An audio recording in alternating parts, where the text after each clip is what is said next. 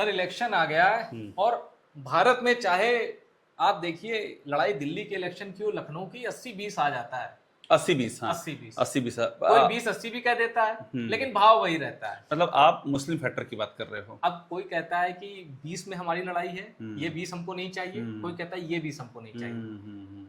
भाई कई पार्टियों के लिए कहा जाता है कि वो सवर्ण वोट बैंक पे हाथ नहीं डालते, समझ गए। कईयों के लिए कहा जाता है कि वो 20% मुस्लिम तो वोट मेरे बैंक पे ख्याल से हाथ नहीं डालते। हम जिस पे फोकस कर रहे हैं वो है कि यूपी इलेक्शन में मुसलमान 20% जो हैं, हाँ, वो किधर जा रहे हैं। और सबसे दिलचस्प चीज है कि ओपन सीक्रेट है ये कि बीजेपी उस पर फोकस नहीं कर रही। बीजेपी नहीं कर रही है। समाज के सम्मेलन हाँ, करा के हाँ, हाथ जला चुके हैं। हाँ, बीजेपी जला चुकी, बीजेपी एकदम नहीं कर रही है, नहीं कर रही। मतलब बीजेपी को तो ये है कि जहां जहां मुस्लिम वोट का कंसंट्रेशन है वहां बीजेपी बस इतनी दुआ कर रही है कि वहां पर मुस्लिम उम्मीदवार 2-4 खड़े हो जाएं मजबूत, बस बीजेपी को नहीं चाहिए, बीजेपी की जीत छूना भी नहीं है उनको। उन इलाकों में बीजेपी की जीत मुसलमान के ही हाथ में छिपी बस बिल्कुल। तो अब बीजेपी के लिए एक प्लस पॉइंट ये है कि जितने विरोधी हैं उनकी नजर जरूर उस 20% पे है। बिल्कुल है, सबकी है। इसी से जुड़ी 5-6 मेरे पास खबरें हैं। हाँ, मैं उन पर आपका कमेंट चाहूंगा और जरा अपने टॉप सीक्रेट के दर्शकों के लिए उन खबरों को एक्सप्लेन भी करेंगे।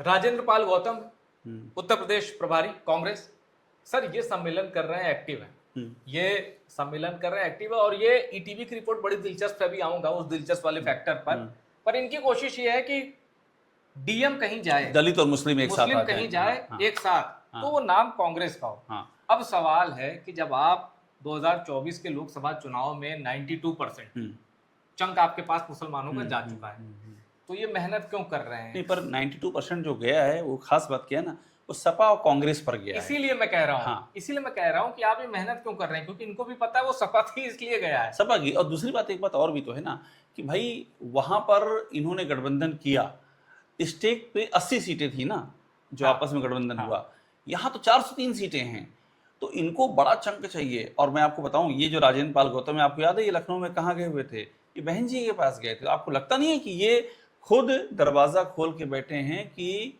बहन जी से भी हो जाए तो ज्यादा बेहतर रहेगा, ज्यादा सीटें मिलेंगी, ये भी चल रहा है इसलिए। और ये मुस्लिम कार्ड है, ये मतलब कांग्रेस बीएसपी। राहुल गांधी ने भी ऐसे संकेत दिए थे कि 24 में गए थे, बात नहीं हुई, लेकिन दरवाजे बंद नहीं किए उन्होंने। और एक बार आपने कहा था कि क्या बड़ा ऑर्गेनिक टाइप का गठबंधन रहेगा।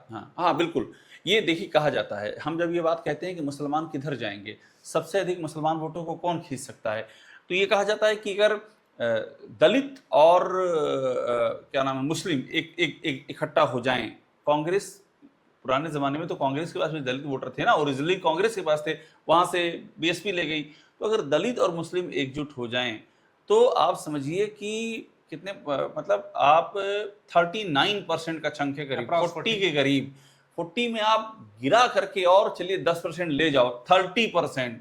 अगर कोई 30% यहां से ले आता है 30%, तो आप सोचिए कि सुनामी है, सुनामी। तो इसलिए कांग्रेस एक बड़ा खेल करने की फिराक में है। और देखिए सर, पीछे नहीं है मैं बात, यहां मैंने सपा को क्यों, अभी इस चर्चा के विषय में सपा से जुड़ी ये खबर पे आऊंगा, पर मैं ऐसे दलों की बात क्यों कर रहा हूं जो सपा समाजवादी पार्टी के इतर, क्योंकि वो दावा ठोक रहे हैं, प्रयास कर रहे हो, प्रयास करने में कोई बुराई नहीं है, राजनीतिक दल ने लुभाएंगे। अब इनका देखिए, आजाद समाज पार्टी उत्तर प्रदेश में मजबूती से माना जाता है कि इनका जाटव वोटों में, गैर जाटव वोटों में दलित वोट एक सेंधमारी ये कर चुके हैं, और मुसलमान भी एक चंक है जो इनके साथ आने को रेडी रहता है। वो राजनीतिक रूप से इनको ये नहीं समझता कि नहीं इनके साथ नहीं जाना। अब इन्होंने क्या किया, चंद्रशेखर ने 45 विधानसभा प्रभारी बनाए। अब सर प्रभारी बनाने का मतलब है कि मतलब टिकट इनको देंगे। हाँ बिल्कुल। 11 मुस्लिम है। अगर आप देखें तो 25% इन्होंने मुसलमान। इनके साथ क्या है, इनके प्रयास को ताकत ये काफी है मुसलमानों को अपने पास लाने के लिए, या इनको आजम खान या ओवैसी चाहिए? देखिए क्या है कि मुसलमान चंद्रशेखर के साथ में आप जब ये कह रहे हैं कि आ सकते हैं कि नहीं, मेरा ये मानना है कि यूपी का जो चुनाव होगा ना, मेरा ये मानना है वहाँ पर मुसलमान वोट बंटने वाली संभावना मुझे नहीं दिख रही है। इतना कुछ हो चुका है यूपी में, संभल हो चुका है, बरेली हो चुका है, अलीगढ़ हो चुका है, बहराइच हो चुका है, हिंदू मुस्लिम इतना ज़्यादा हो चुका है कि मुसलमान अब बंटने वाली नौबत मुझे नहीं दिखता है। लेकिन उसमें एक कैच है कि चंद्रशेखर अभी किसके साथ जाएंगे तय नहीं हुआ है, अभी तय नहीं हुआ है। चंद्रशेखर एक ताकत बन ही गए लेकिन हैं। बाइपोलर में तो किसी के साथ नहीं हाँ जाएंगे ना। हाँ हाँ, बिल्कुल ठीक कह रहे हैं, पर चुनाव जीतने के लिए तो जाना पड़ेगा ना। हाँ, लेकिन चुनाव, तीसरा मोर्चा टाइप ही कुछ होगा हाँ, तो बाय द वे ओवैसी और चंद्रशेखर साथ आ जाएं हाँ, तो कुछ पॉकेट्स ऐसी बन जाएंगी, सब नहीं, कुछ पॉकेट्स जहां ये मेजॉरिटी मार्क क्रॉस के आसपास पहुंचने दिखते हैं, यहाँ पहुंच जाएंगे, वहां मुसलमान दे सकता है। देखिए, मुसलमान को तो जीता हुआ कैंडिडेट चाहिए। कौन जीत सकता है? बीजेपी को कौन हरा सकता है? एक बात, और वो एक कुछ सीटों पर कर सकता है कि वो ओवैसी की पार्टी को सपोर्ट कर देगा। ओवैसी की पार्टी बहुत अच्छा परफॉर्म कर रही है, आप देखिए जहां जहां ओवैसी लड़ रहे हैं कमाल कर रहे हैं, तो मुसलमान ओवैसी के साथ जा सकता है, इसमें कोई दो राय नहीं है। चंद्रशेखर साथ आ जाएंगे तो और मामला बढ़ेगा। लेकिन मेरा ये मानना है कि अल्टीमेटली ये दिखाना पड़ेगा कि हम बीजेपी को इतना डेंट पहुंचा सकते हैं कि बीजेपी सरकार ना बना पाए। मुसलमानों का पहला क्राइटेरिया यही होगा। सर अभी आपने कहा कि क्राइटेरिया यही है कि जो बीजेपी को हराएगा वोट देंगे। नहीं नहीं नहीं, बीजेपी को हराएगा तो मान लीजिए हर 403 सीट हैं, हाँ, बीजेपी को हराने वाले अगर मान लीजिए कि 5-6 दलों के लोग हो गए तो खिचड़ी हो जाएगी, बीजेपी फायदा मिल जाएगा। हाँ, उनका ये भी रहेगा कि बीजेपी को सत्ता से कौन बाहर करेगा, हराने हाँ, मतलब इस सीट पर हराना नहीं, सत्ता से बाहर ठीक है, करना है, ये आप कह रहे हैं। हाँ। अब जबकि हमने बिहार इलेक्शन में इससे उलट देखा था, हमने देखा था वैसे ही 4-5 सीटें ले गए तो वहां के वोटर कैमरे के सामने बोल रहे थे कि अब हमको मतलब नहीं है सरकार किसकी बन रही है, हाँ। हमको मतलब ये है हमारा विधायक कौन पर है। ये फर्क देखिए, वहां ये फर्क है ना। वहां मुख्यमंत्री कौन था, हाँ, नीतीश कुमार का और यहाँ चेहरा कौन था। है, यहाँ योगी हैं।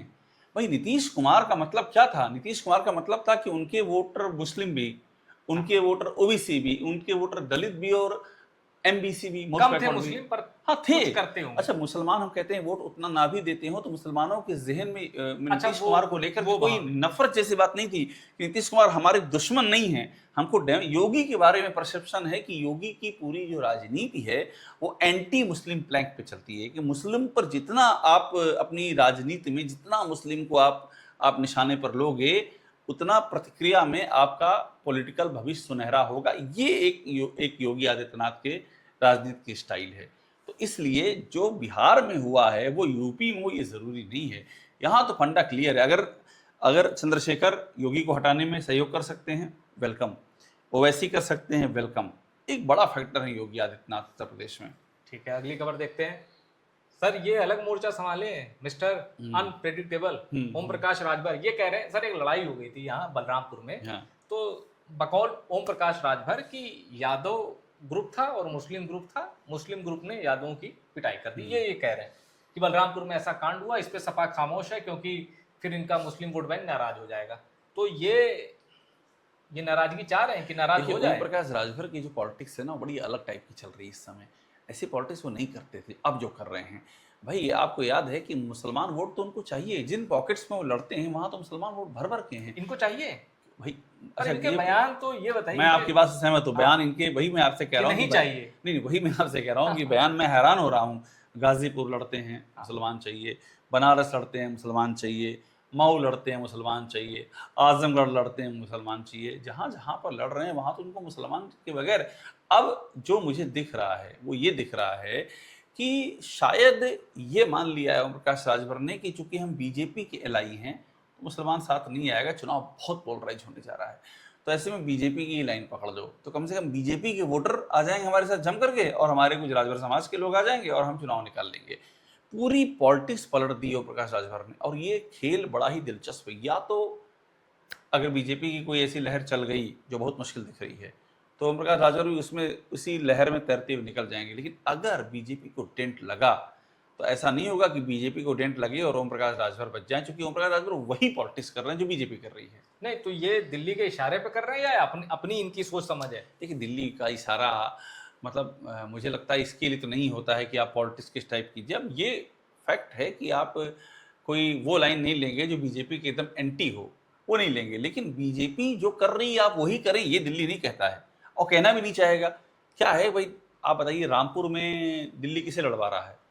अपना दल को लड़वा रहा है ना। मतलब बीजेपी रामपुर के लिए, उनको बीजेपी का उम्मीदवार नहीं, जब आजम खान से लड़ाई, एक बेटे लड़ाई लड़नी, तो उनको अपना दल का उम्मीदवार चाहिए होगा, क्योंकि मुस्लिम उम्मीदवार चाहिए। कैंडिडेट भी तो मुस्लिम। हाँ, तो मुस्लिम बीजेपी से कहाँ आएगा? आएगा तो कौन स्वीकारेगा? तो वहाँ अपना दल चाहिए। इसलिए बीजेपी ये नहीं चाहेगी कि अपना दल या और मुख्तार निशांत अंसारी के राजभर, बेटे। हाँ, इतनी हार्ड लाइन ले वो नहीं चाहेगी। अब मुख्तार अंसारी के बेटे विधायक हैं पार्टी से, इस बार वो समाजवादी पार्टी से लड़ेंगे, इसमें कोई दो राय नहीं है। यहाँ से नहीं लड़ेंगे, ये भी क्लियर है। तो ओम प्रकाश राजभर तलवार की धार पे हैं इस समय, किधर उतरेंगे किधर जाएंगे उनको भी क्लियर नहीं है, अभी इंतजार करना पड़ेगा इसके लिए। ठीक है सर, ये बड़ा दिलचस्प है पब्लिक ओपिनियन। ये मायावती आज भी एक उम्मीद है उनका साथ दे। अलीगढ़ के मुसलमान 2027 में बसपा को वोट देने के मूड में। अब हो सकता है किसी सिलेक्टेड एरिया में गए हो, जाहिर सी बात है भाई, कुछ सर्वे थोड़ी ना है ये। हाँ पब्लिक इन्होंने ओपिनियन हाँ कुछ लोगों से बात की है, देखिए नाम लिखा हुआ है, सैयद अतीकुर रहमान से बात की है।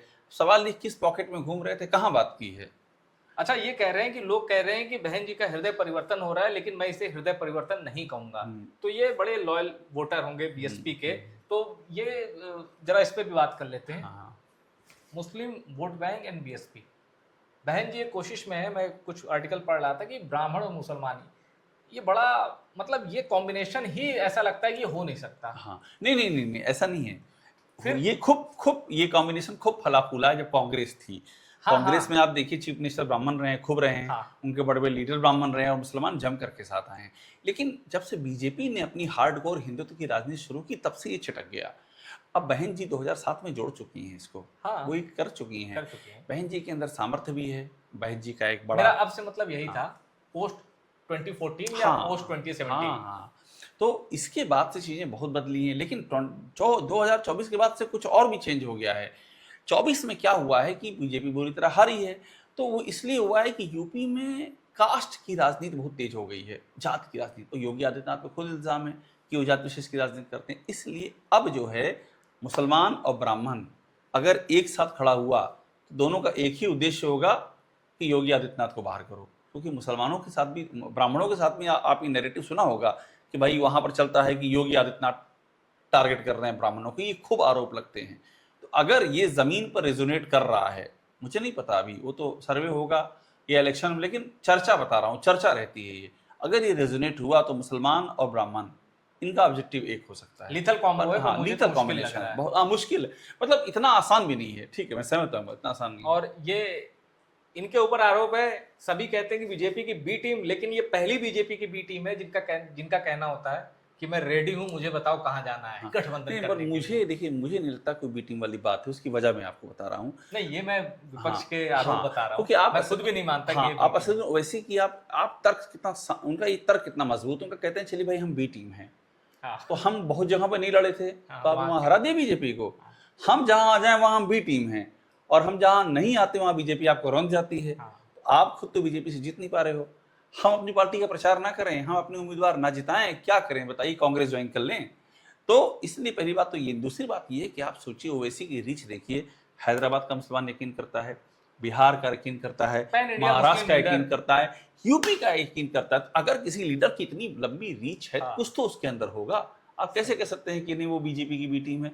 और इतने बार, और आप आज से कह रहे हो, जब से पॉलिटिक्स कर रहे हैं तब से कर रहे हो कि बी टीम हो, क्यों नहीं पब्लिक मान ले रही है? आप तो अपनी बात मनवा लेते हो ना भाई। राहुल गांधी के बारे में प्रोजेक्शन कर दिया, अगर आलू सोना सोना आलू, बहुत लोगों ने मान लिया।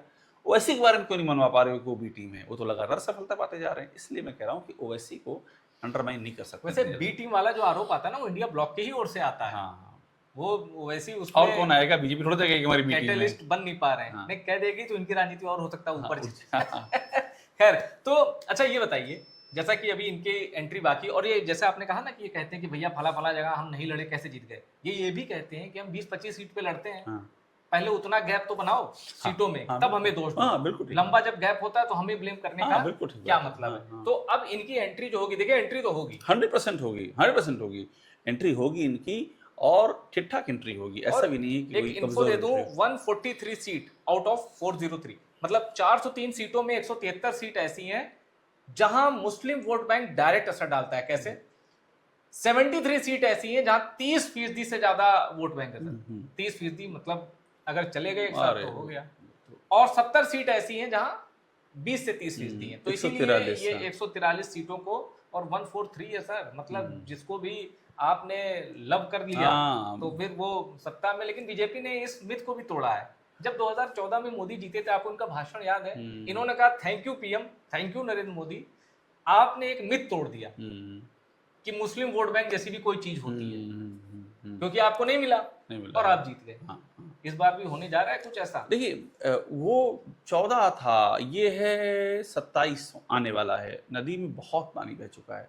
14 में क्या था, नरेंद्र मोदी आए थे, बैकग्राउंड, उसके बाद एडमिनिस्ट्रेशन नेशनल लेवल पे क्या होगा लोगों को आइडिया नहीं था। और जबरदस्त वोट बटे थे, सपा, कांग्रेस, बहुत बटे बसपा, थे, तीनों बहुत बटे अलग थे। लड़े थे। और सोशल मीडिया का नया नया दौर था। नरेंद्र मोदी ने क्या उसका इस्तेमाल किया सोशल मीडिया का, अद्भुत। गुजरात का उन्होंने बैकग्राउंड ले लिया, हिंदू हृदय सम्राट की सारी अमित शाह बातें। को भेज दिया यूपी, अमित शाह भी, मुजफ्फरनगर भी एक रोल था। हाँ उसका भी रोल था, लेकिन तब से अब तक बहुत चेंज हुआ। और अभी जो जेंजी हो गया है, हाँ, जेंजी मतलब मुस्लिम आपसे साथ ही नहीं, जेंजी आ गए हैं, दलित समाजवादी पार्टी को जा चुके हैं 2024 में, और ओबीसी में कुर्मी आपका साथ छोड़ गया है। यादव ना आपको देता है ना आपको चाहिए। आप तो बाकायदा नाम लेके कहते हैं कि मुस्लिम और यादव, ऐसे नाम लेते हैं बीजेपी के नेता जब कहीं गिनाना होता है कमियां तो। सद्भावना एक्सप्रेस। हाँ, सद्भावना एक्सप्रेस। तो इसलिए इतना आसान नहीं है उनके लिए इस बार वो 2014 रिपीट कर पाना। तो इतनी चर्चा है कि मुस्लिम वोट बैंक किधर जाएगा। देखिए, इंडिया ब्लॉक या एंटी बीजेपी खेमे में ही होड़ है। बीजेपी हाथ खड़े कर चुकी है, हमें इस वोट बैंक से बहुत ज़्यादा उम्मीद नहीं है। लेकिन जिनको उम्मीद है उसमें दावेदार बहुत है। ओवैसी भी हैं, चंद्रशेखर भी हैं, बहन जी भी हैं, कांग्रेस अपना अलग पत्ते खोल रही है। और आज की तारीख में, सर ये कहना गलत तो नहीं, अल्पसंख्यकों की पहली पसंद समाजवादी पार्टी, किसकी? अल्पसंख्यकों की, हाँ हाँ, दो राय नहीं, 100% और स्पेसिफिक मुस्लिम वोटर्स बिल्कुल की है, पहली बिल्कुल पसंद। दो राय नहीं इसमें। तो एक बड़ा चंग समाजवादी पार्टी के साथ है, लेकिन ये जो बाकी उसमें कितना डेंट करते हैं, इस पर भी 27 का रिजल्ट डिपेंड करेगा। कि अगर ओवैसी के साथ आ गए चंद्रशेखर, तो फिर बिहार वाली सोच रखेगा मुस्लिम वोटर कि हमें सरकार से मतलब नहीं है, हमारा प्रतिनिधि कैसा है, हमारी असेंबली सीट पर कौन जीत रहा है, हमें ये मायने रखता है। सोच का फर्क है, और जब सोच कलेक्टिव हो जाती है तो रिजल्ट बदल जाते हैं। चर्चा पसंद आई हो शेयर करिए, और टॉप सीक्रेट को सब्सक्राइब जरूर करिए।